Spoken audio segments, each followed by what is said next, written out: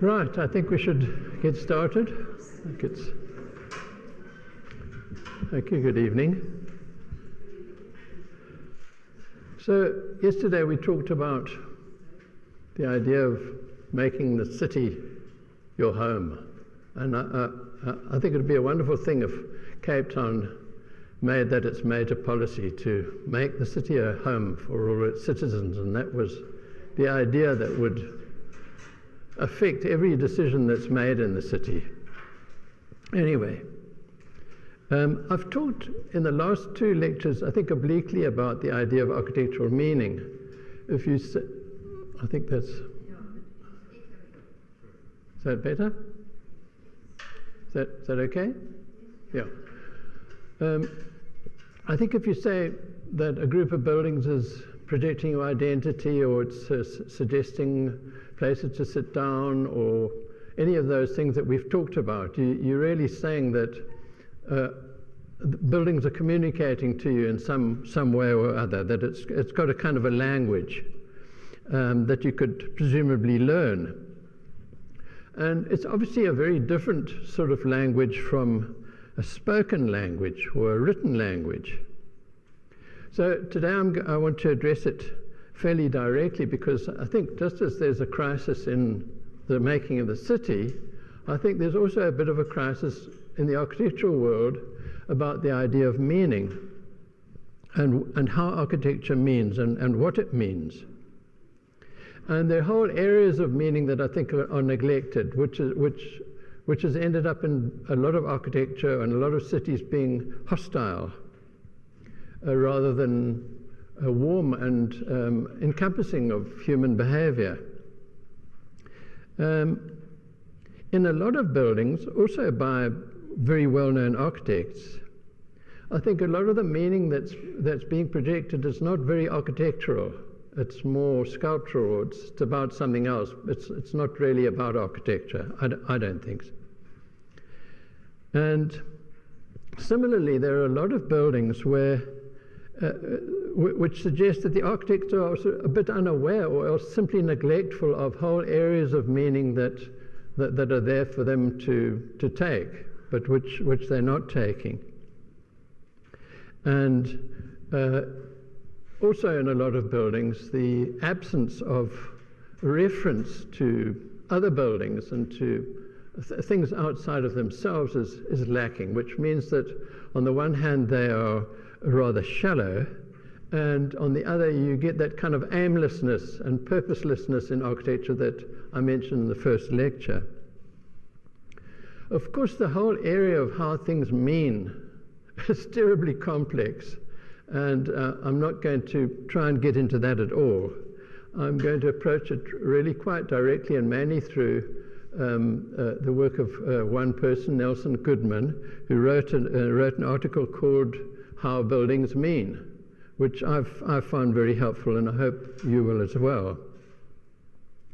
If we think about architecture and meaning for a while, it's clear that it will be conveyed to you or to us in very different ways from other arts or other forms of communication. We live in architecture, we experience it. So it's not something that you just look at or read, it's around you all the time.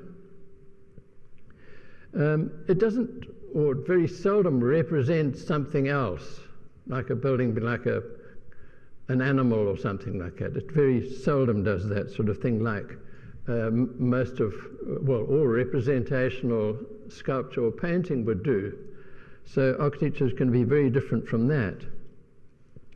Because you live in it, you can't choose to have it. You can't switch it off or close it.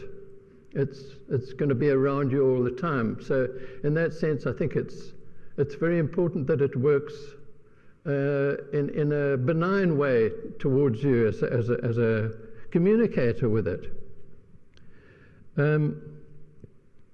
It's probably most like music, and that's not an idea that I've invented. It's an old idea of architecture being like music. But I think there's got a little thing. I think what's important about that is that we're emotionally and and mentally affected by it before we understand it.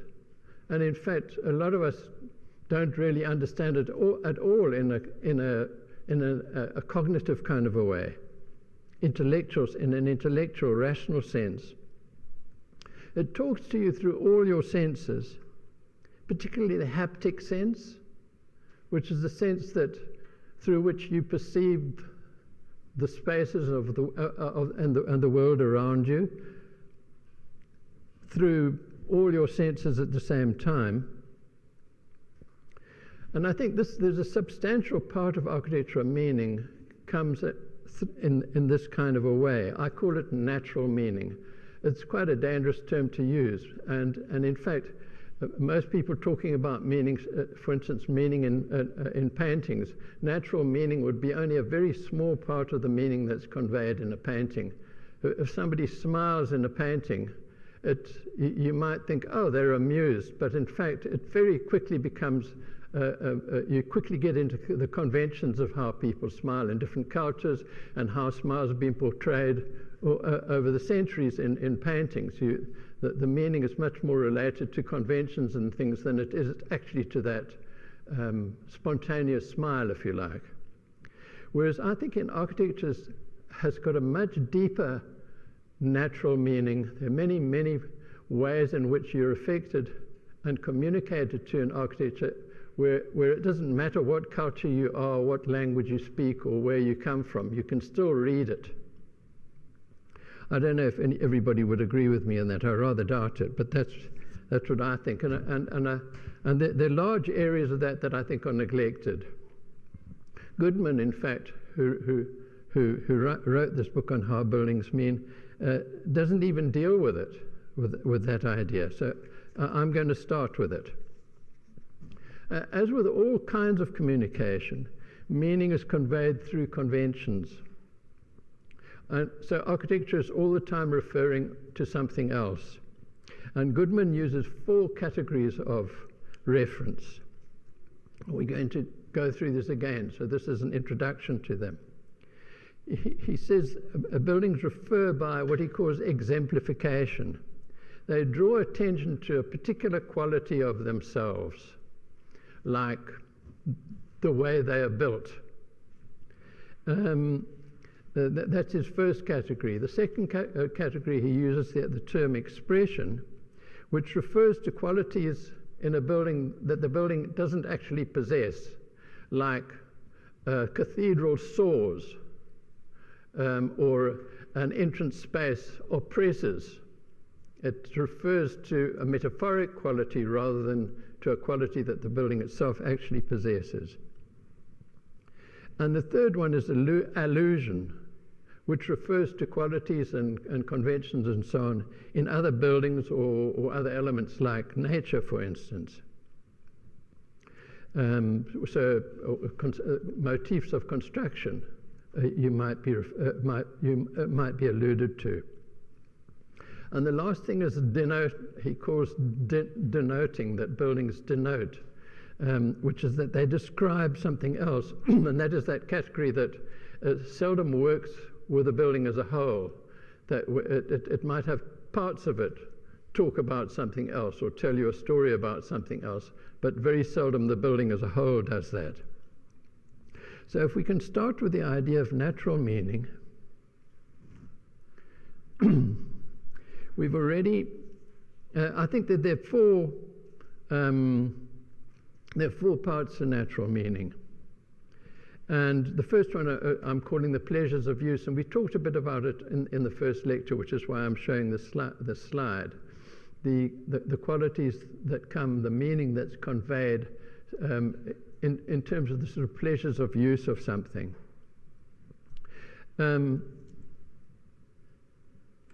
Everyone will recognize, I think, that if you are faced with a handrail like that it would welcome you to touch it. It's made of a shape that your hand will enjoy and of materials that will be nice and warm, and it's got a curve that your hand will follow around with pleasure. It's an inviting thing. It invites you to use it. And in the same way, a column like the one you see on the right with those soft tiles invites you to hold it or to lean against it or stand next to it. And there are lots and lots of meanings that are conveyed in architecture through to you in this kind of way. For instance, if you're in a very busy place, even looking at this room, if you look at that rough wall along the top, if this was a very crowded room, everybody would be avoiding that because it conveys a certain roughness to you. So it's a very elementary thing. It's simply saying that if something looks rough to your body and you might scrape against it, you'll avoid it. It's as simple as that. It's a very direct, simple meaning that you read through your body. So once you've been through a place with a rough wall where a lot of people inhabit for a period of time, you will always move away from that wall. That meaning is conveyed to you in that kind of a way.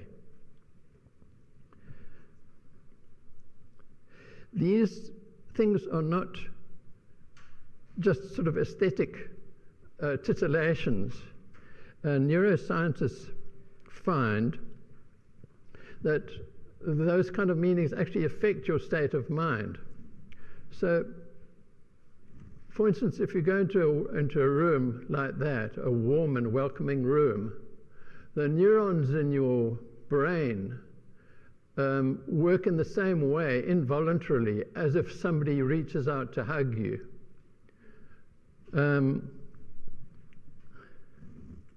And when you come across something that's very beautifully made, again, the neurons work in the same sort of way as if you were making something very beautiful. So there's a kind of an involuntary empathy with the building in that sort of sense. So something nastily made would obviously do the opposite of that.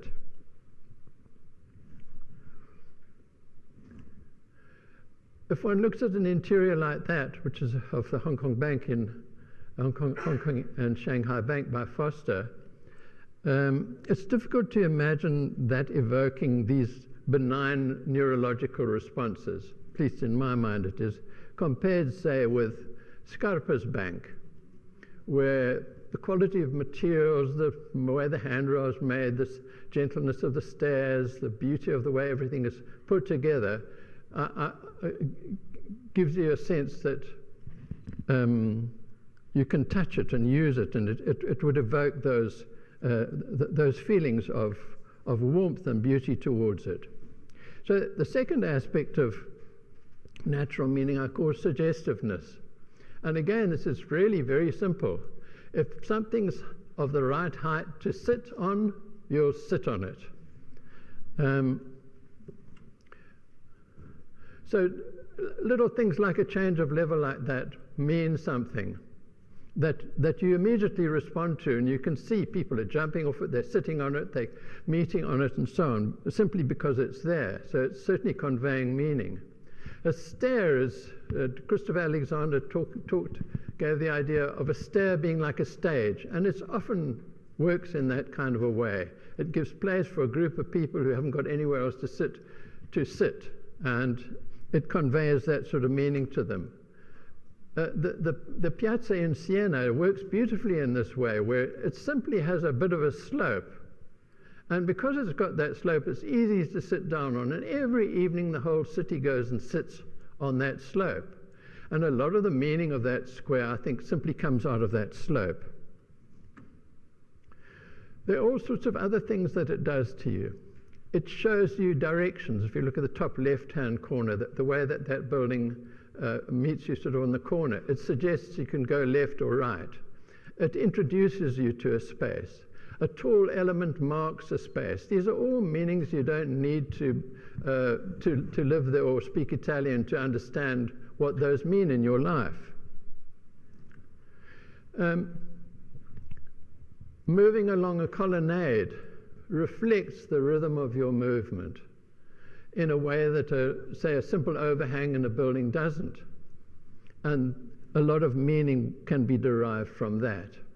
Look at the way these little stops in this kind of staccato way suggest a stop, start kind of rhythm as you go down the street.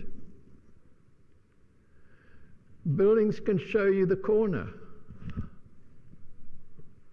of a street. By the way that buildings relate to lines of movement, they suggest all sorts of activities. I love this photograph. I took it in 1961, and it shows this funny little slither of space on your left, which is out of the line of movement as you go through the square. And there's a restaurant opens out and uses that little bit of space. The way the architecture is put together suggests something that can happen there. Not necessarily have a restaurant, although we were there not very long ago, and there's still a little restaurant occupies that space. So it's very suggestive in that kind of way without you even being aware of it.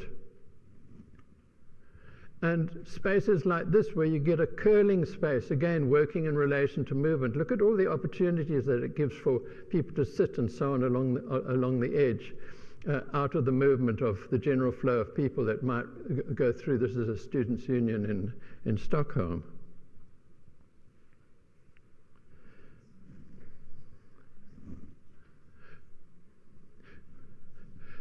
The edges of buildings are often, the depth of edges of buildings are often very, very suggestive. So you can see on the right-hand side how it's suggestive of where you can put things, where you can decorate, where you can express yourself as the occupier of that room.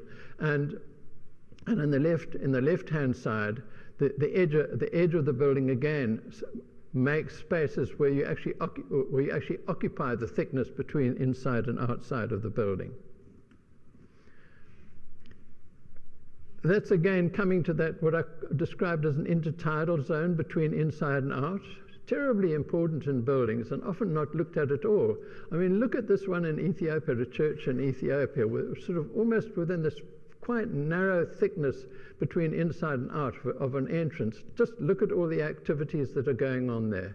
There's reverence being expressed, people are praying, there's somebody selling goods, people are bowing down, people are simply waiting.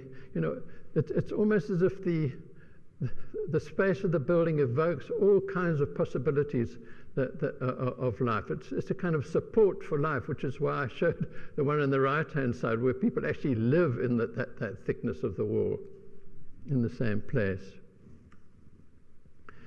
If you compare it with that, now Chipperfield again is like one of the serious architects, and this is a project that he did in Barcelona, the law courts. And you know, if you look at that, what suggestiveness is there in that of opportunities for human life of any kind? It's like a sort of slices of cake that are cut off more or less anywhere and put down. There's no response between the building and the ground, between the building and the sky, as if something different might happen there. There's no possibility of sitting up against or sheltering close to the building or anything. It's completely unsuggestive kind of environment. Or that, where on the right-hand side of that, where just a sheet of glass comes right down to the ground. Or in Cape Town, I mean, this is just around the corner from Artscape Theatre. It's completely utilitarian a piece of land that's got absolutely no suggestiveness in it at all.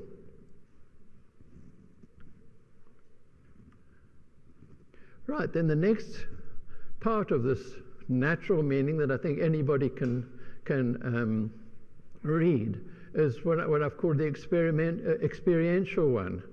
And that's really that we are all the time affected by the spaces around us, by their dimensions, by the direction they take, by the light that comes into them, by the feeling of enclosure, and by the sequence that they follow. And this is showing a very ancient depiction of that, because architects have always used that spatial experience as a major source of meaning in buildings.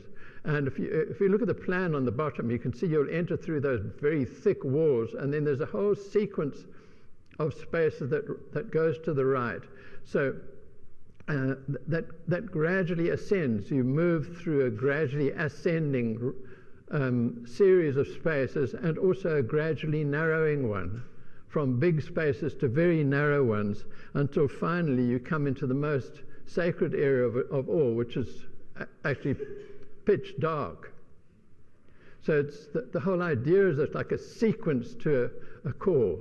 Now, people like Gaston Bachelard, who's a French philosopher, spent quite a lot of time thinking about the way in which these kinds of spatial experiences are part of our being, really, in our collective memory, and that we're very profoundly affected by spatial experience. For instance, he talks about the differences in a building between the cellar, in the dark, emotional, death and birth, female part of the house, and the ground floor, which is the kind of contact zone with the immediate connection with the outside world, and the difference between that again with the attic, which is the space for lofty thoughts and the spirit. And that even working with an idea like that has a very profound effect on the people who use it. I think a good example of spatial experience is the Chikatsu Asuka Museum in Osaka, wrongly spelt by Tadao Ando, which is in a place where there are a whole lot of very ancient tombs, and it's made a bit like a tomb. As you can see on the right-hand side, it's a very solid kind of building, and you can walk onto the roof of it, and it's marked by this unwindowed tower. And there are lots of ways that you approach it. Two of them are shown here. One, you enter this kind of chasm-like space, and the other one, you come across a bridge that goes across a river, and you enter on the right-hand side to a piece of space that's kind of carved out of that solid mass of the building that lies at the slope of the hill. And you move through into a very broad, expansive, rather horizontal entrance space, which is penetrated by a kind of a shaft that goes up to the light and down into the ground. You shepherd it around to a kind of a balcony that overlooks this rather dark, I'm not sure whether the light in the photograph is quite right, I think it's a bit darker than that, a rather dark space with this ramp that runs around the edge with a row of columns, and then you wind down that ramp, which goes past all the exhibits. And again, your movement's marked out. It's given measure by these great round columns that come around, and also the beautiful edge of the curve of the building itself, the concrete floor of the building. Until finally, in the top left-hand picture, you come to the core of it, which is a model of a very ancient tomb area, and above it, you look up into the tower, which is the bottom picture, which is dark. So you have this sort of experience of the unknown, if you like, of the mystery of these tombs. And from there, you're taken aside into a sort of very Japanese kind of space of kind of silence and emptiness. And then you connect with that shaft that takes you up again, which you'd seen from above, and that takes you up and out again. So really the whole thing's organized around a whole series of spatial experiences of light and dark, width and breadth, and rhythms that you go through.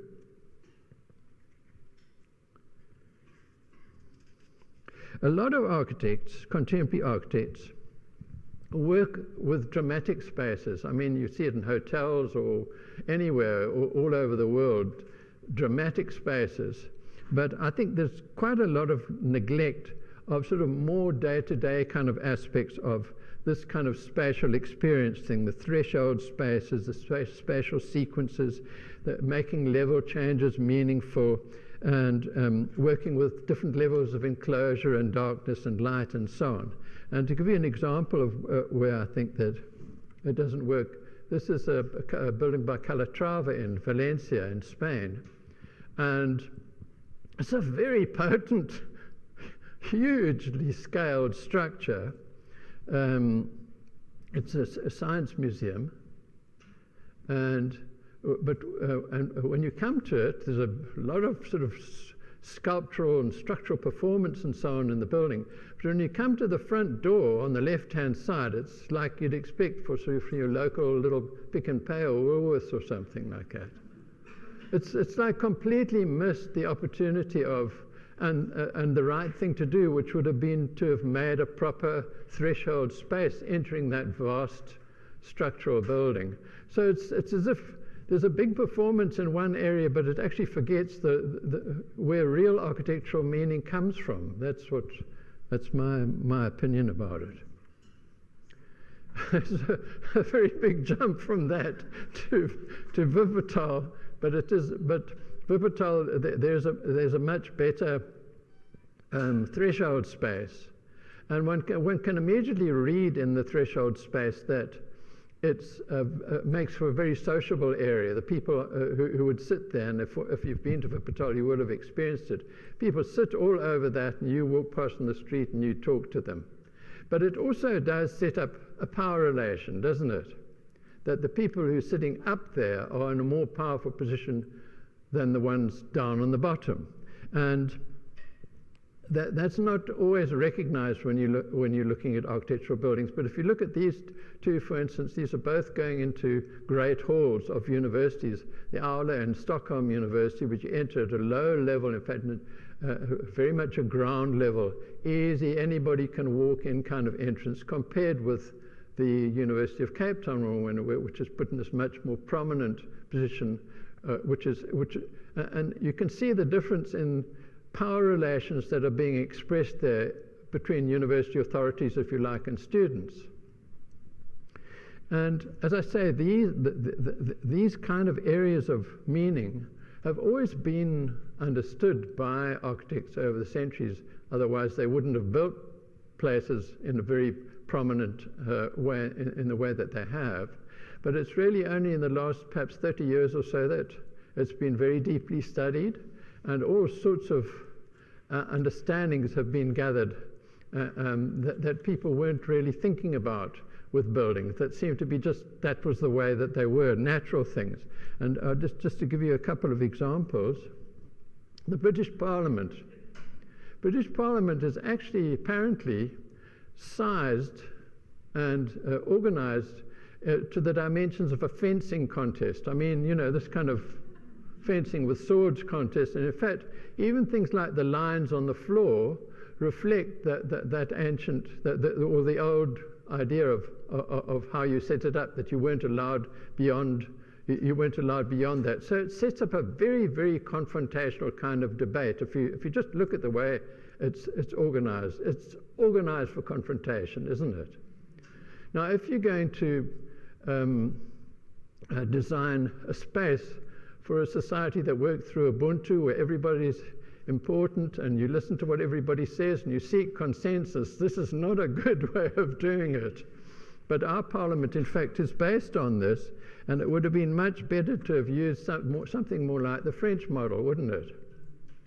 So I think the comparison there quickly shows you how different power relations are set up through space. Another example, the suburban house.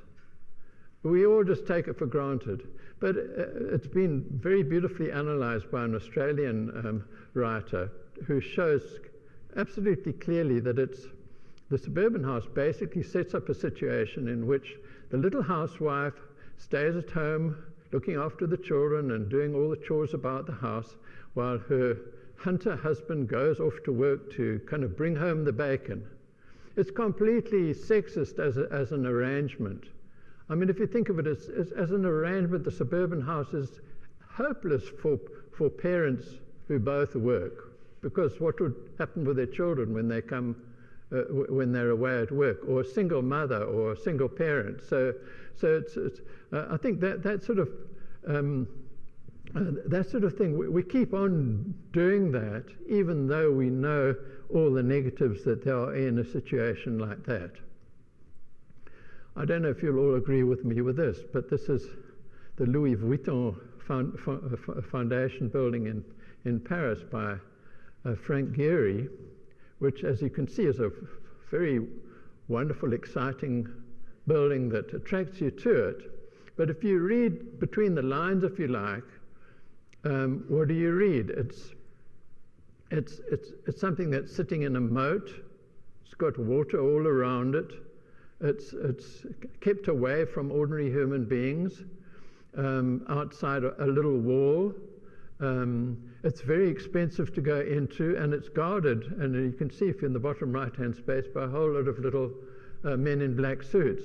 So almost everything about it suggests that although it was put forward as being a public art gallery, it's very, very far from that. It's really much more like a grand advert for a fashion house. So we get lured, I think, into problematic spatial power relationships by all sorts of buildings all the time.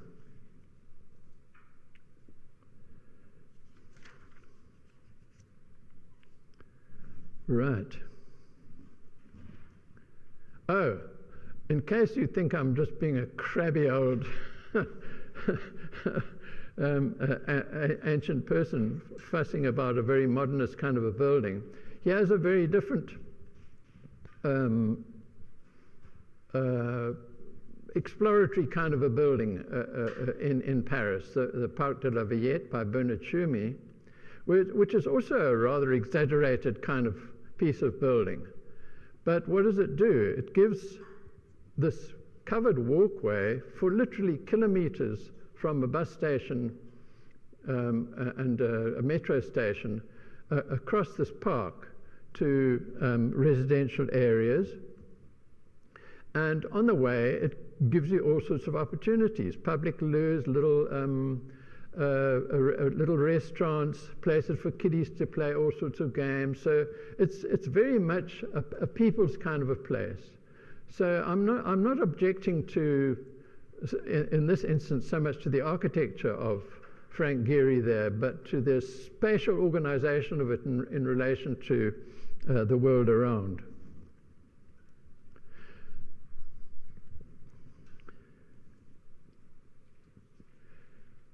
The first of Goodman's categories is that idea of exemplification, drawing attention to a particular characteristic. So I think you can see here in the Japanese house, it seems to be drawing attention to a kind of a density of enclosure between inside and out. And when you go inside, this big performance of if you like, showing the roof, which is no functional use in it at all. It's merely it's sort of drawing attention to a very beautifully made piece of roof of what's enclosing you. The Stockholm Library exemplifies something else, which is a sense of absolute order and centeredness, and almost every piece of it draws attention to the same thing, with light fittings, the door handles, the markings on the floor, the little tables, and even details of how you hold up balustrades. Every single part of it is referring to that same idea, is drawing attention to that same core idea of it. Now, in both of those examples, there seems to be a relation between what is exemplified and the purpose of the building, between the form and content. But many new buildings, I don't think, do that. Like this one. Now, this is by Zaha Hadid, who's the most awarded British architect ever. Zaha Hadid. This is the School of Design in Hong Kong. And now she's also exemplifying a geometry. She's drawing attention to a particular kind of a geometry, which is, if you call it something that's much more organic. And I don't have any problem with organic forms. But this is also very distorted in a way that it affects your sense of balance. And it's very difficult to see that it's got anything to do with any human purpose. It's much more like the product of a desire for originality. And in a certain sense, I think it's not really architecture. It's not about housing something, about containing some kind of human activity. Or it's not about structure, or it's not about purpose in any kind of way. It's much more something that is simply sculptural. And it does create a great deal of awkwardness. So, I don't know whether you agree, but I find the entrance staircase very awkward. And below the sort of social spaces and the windows to look out of, almost everything feels awkward. Even this, on the right-hand side, this rather dramatic stair that threads its way through this geometry up through the building, which to me could have been a great opportunity where this whole school of design, architecture and interior design and so on, where it could have been a sort of space of vertical contact through the whole building, but it's actually all rather distorted and awkward. So it's not really working with human purpose, but much more with, I think, kind of sculptural dexterity or something. And if you look at furniture in it, I can't imagine any kind of furniture or any kind of room organization working well in these spaces. So to me that table and chairs look so awkward in there. It's just like it just, the space is not made for it. And if one starts visualizing students' studios, design studios, being so constrained by these forms, I think that's why it's very disconnected. It sort of creates a lot of malfunction. Goodman's second category is expression. Referring to a quality it doesn't possess, with a building referring to a quality it doesn't possess itself, but of which it is a metaphor. So one can say the great Byzantine space of Hagia Sophia soars, and the great mosque in Cordoba extends forever to eternity, whereas they obviously don't do that. But those ideas are metaphorically true, even if they're not actually true. If we go back to our Stockholm library and go through a process of entering it, it develops a sense of anticipation and tension as you move through it. So you start off with these very slow, even stair that leads up to the main entrance, which is rather taut and narrow, and you come into this very narrow, constrained space with all these staircases leading off it, creating a great sense of activity. And the stair itself that moves up narrows as it goes upwards, so it gives you, again, a sense of anticipation for the expansive centrality of the main space. Now, the third category is the idea of allusion, and allusion often works together with exemplification in his terms and expression. So that Japanese house that we looked at with its roof exemplifies the roof structure, and it expresses a quality of mystery, if you like. And it also alludes to the roofs of temples. And so it carries something of their sacredness. The Asplund Library exemplifies that idea of centeredness and order, expressing the perfect order of knowledge. But it also alludes to Enlightenment neoclassical buildings like this one, or proposals like this one. And you can see the sides of this are built up the library is built up of books in the same way as Aspin's library was built up. So it's referring to that Enlightenment neoclassical works, which themselves express or aim to express the clarity of the new rational society, and they alluded to the centralized churches of the Renaissance, which expressed or held to express the perfection of God. And so on down a whole chain of centralized churches all the way to the Church of the Holy Sepulchre in Jerusalem. So in a certain sense, it's a kind of a chain of meaning that goes all the way from Aspin's library to the Church of the Holy Sepulchre in Jerusalem. And something of the meaning is carried through all that. There are many ways in which meaning works, or many avenues that meaning works through in this allusion way. And I'm going to draw attention to just 3 of those, and I don't know if I'm going to have time to do that, but I'll have a shot. The first one's to the natural landscape, the second to the stability of construction, and the third to the idea of shelter. So there's something very satisfying about a set of buildings like that in a landscape where it's all of the same material, and you get a sense that it all comes from that area, whether it's in Italy or in Egypt. And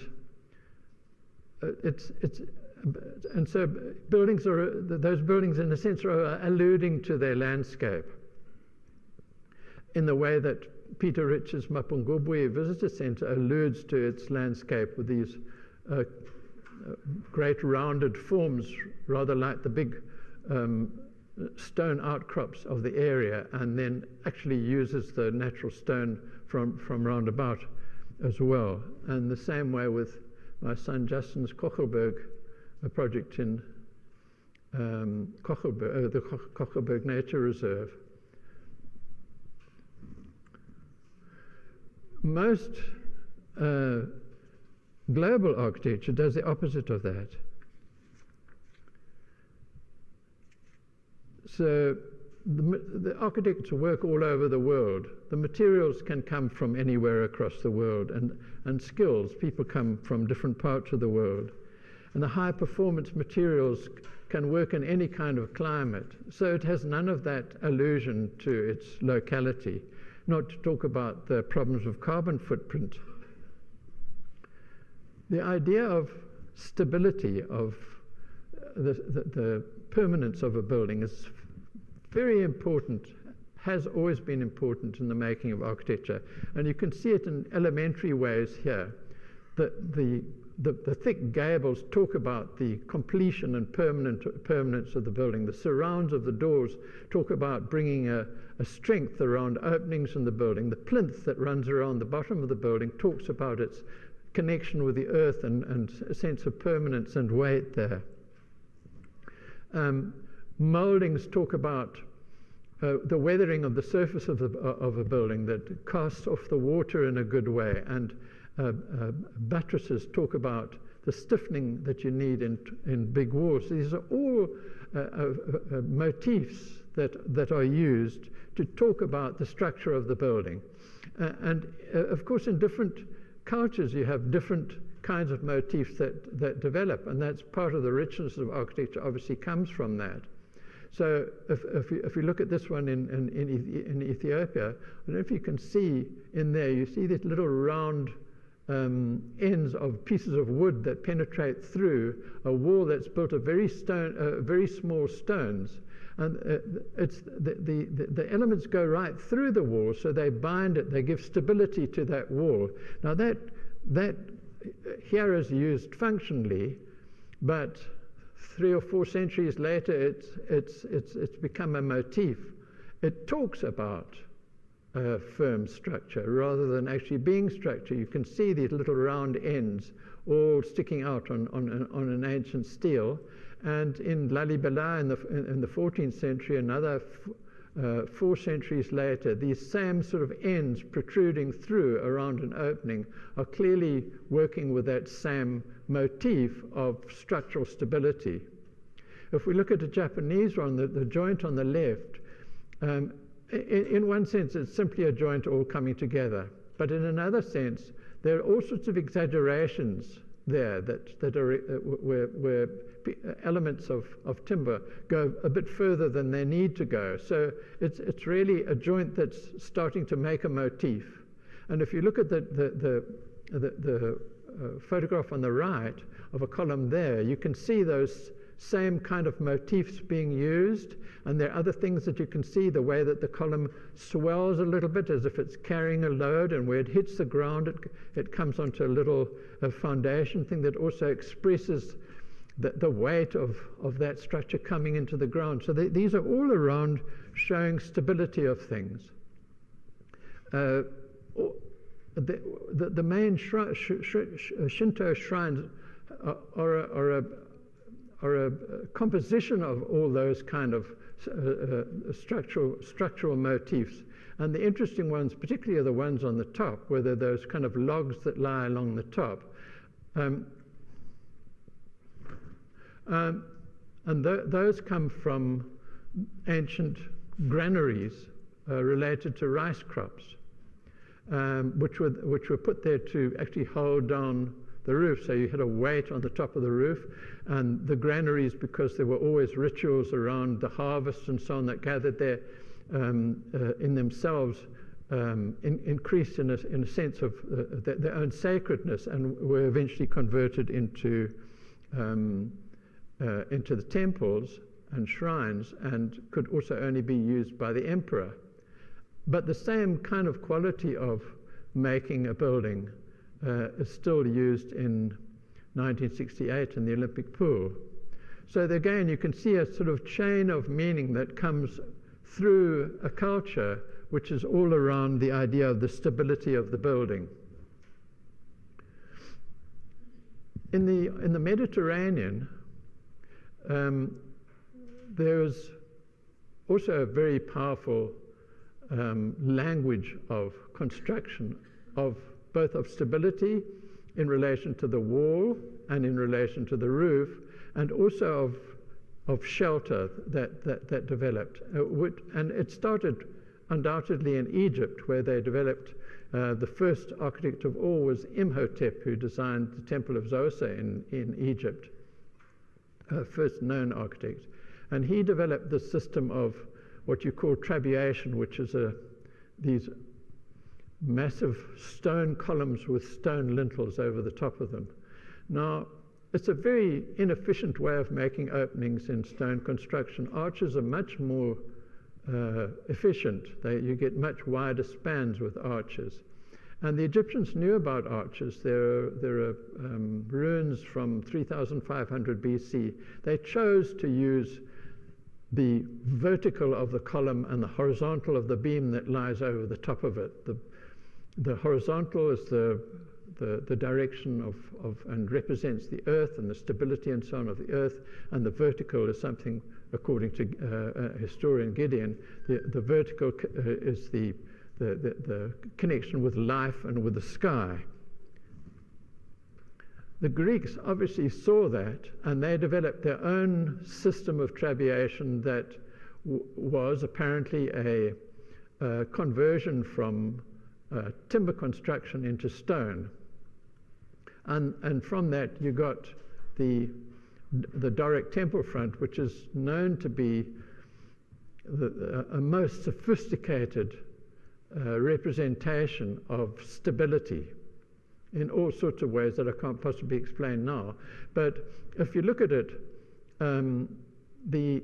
it also talks about shelter with the triangular pediment, and then the big beam that lies below that talks both about the stability of the structure but also about the depth of the shelter of the roof.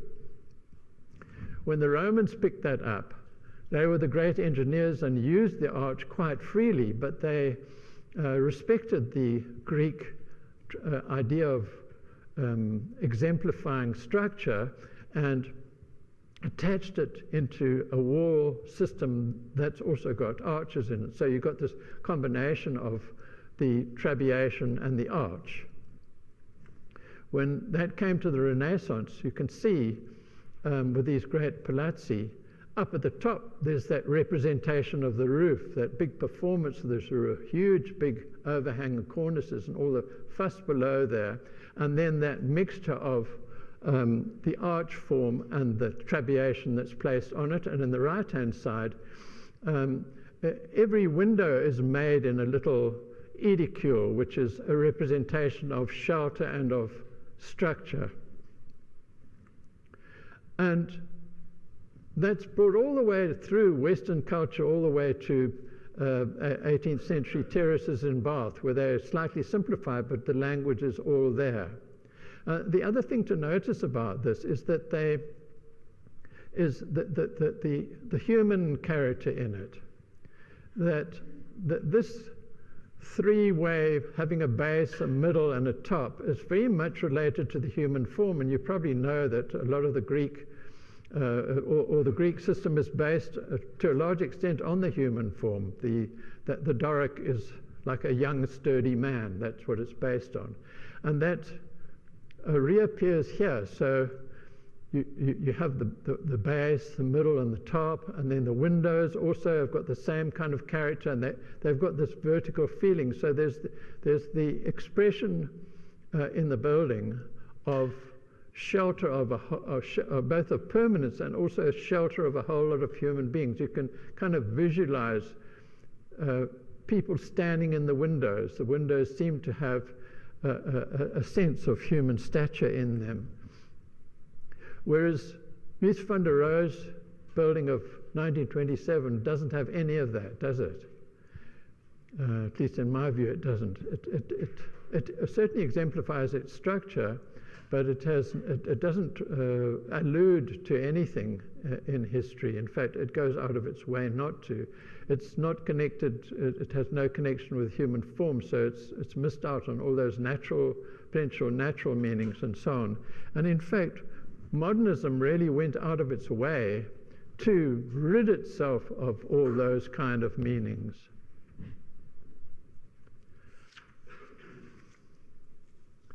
And so these buildings are really comparatively very inscrutable. There's no reference to any historical chain. There's no allusion to shelter or stability. There's no engagement with the human body. And they they allude more to big machines, ships and aeroplanes. So it's made smooth and sleek like those machines. And indeed, in modern architecture, that's the most common exemplification, is contemporary technology. So I mean, here you have this building which is 90 years old, but if you come a little bit further forward, the same kind of exemplification of technology. And it varies from, on the left-hand side, the sort of British way, which is to show all the tectonic elements and how it all joins together, that technical thing, and the sort of more the American way, which is to create an image of a very efficient kind of technology. And so it continues right up to today, because these are both very recent buildings. Some of these things are so beautifully put together that it sort of transcends my objection, but I still think that they miss out a lot on all those natural meanings that I talked about. I haven't quite got to the end, but I think I should stop now. It's 5 to 6. Do you want me to keep going? Yes. All right. Well, this then is the last area, which is denotation. So it's like a building having descriptions on it. It's got a narrative. It talks about something else that's not to do with buildings at all. And as I said earlier, it's much more with things. It happens with parts of buildings rather than with wholes, like these wonderful old doorways in Chartres, which talk about all kinds of things that are going on, or in the Stockholm town hall where you have a very interesting denotation